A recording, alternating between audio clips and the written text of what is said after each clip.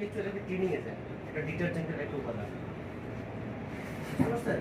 এটা থিকেনার হিসেবে বিভিন্ন খাবারে ব্যবহার করার অ্যালাউ আছে, কিন্তু সেটার মাত্রা এবং ইউজটা মাত্রা হোয়ার টু ইউজ, মানে কিভাবে করতে হবে সেটা ওটা আপনি এখন গুগল ঘেটে লাভ নাই, আপনি না গুগল না, আমার হচ্ছে আমাদের ডকুমেন্ট প্রোডাক্টস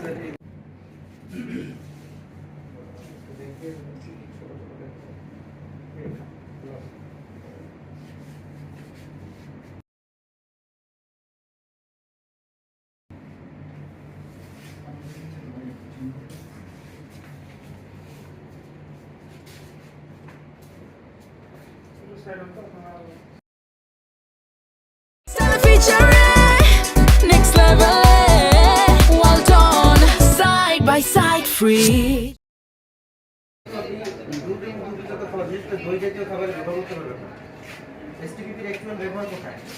আপনি কোডেক্স এলিমেন্ট আছে, করেন নাই। এখানকার ইনচার্জ কি? আপনার হচ্ছে ফুডের হেডকে বলেন, কনসেপ্টুয়াল স্যার। আমি তো এটা আমি দেখি এসটিপিপির অ্যাকচুয়াল ব্যবহারটা কোন কোন প্রোডাক্টে, এটা আমাকে একটু বলুন।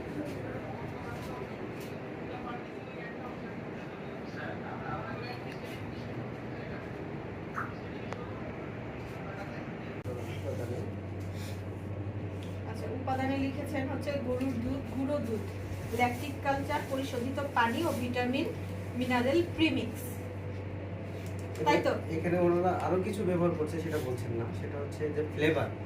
ওনারা হচ্ছে এই পেপারটা কই,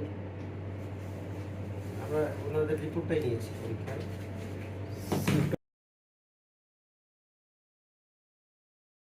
আপনাকে নিরাপদ খাদ্য আইন মোতাবেক যেই কেমিক্যাল এখানে ইউজ করবেন সেটা ঘোষণা দিতে হবে, এবং এটা যদি আপনি ঘোষণা না করেন তাহলে নিরাপদ খাদ্য আইন 2013, তাই তো, এর প্রবিধান মোতাবেক আপনাকে সর্বোচ্চ 2 বছরের কারাদণ্ড, অন্যূন মানে কম পক্ষে 1 বছরের কারাদণ্ড প্রদান করা যেতে পারে, এবং একই সাথে 2 লক্ষ থেকে 4 লক্ষ টাকা পর্যন্ত জরিমানা করা যেতে পারে, অথবা উভয় দণ্ডে দণ্ডিত করা যেতে পারে।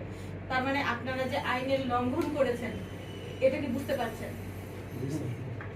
এখন এই বিষয়ে আপনাদের করণীয় কি বলেন? আমরা নেক্সট আমরা এখানে লেবেলিং এ সবকিছু মেনশন করব, যাতে আমরা যেটা ইনগ্রেডিয়েন্টস অ্যাড করা হয় সেটা এখানে মেনশন থাকবে, ইয়ে থাকবে, সবগুলো আমরা লেবেলিং এ আনবো। আচ্ছা, আপনারা কি আপনাদের দোষ স্বীকার করছেন কিনা?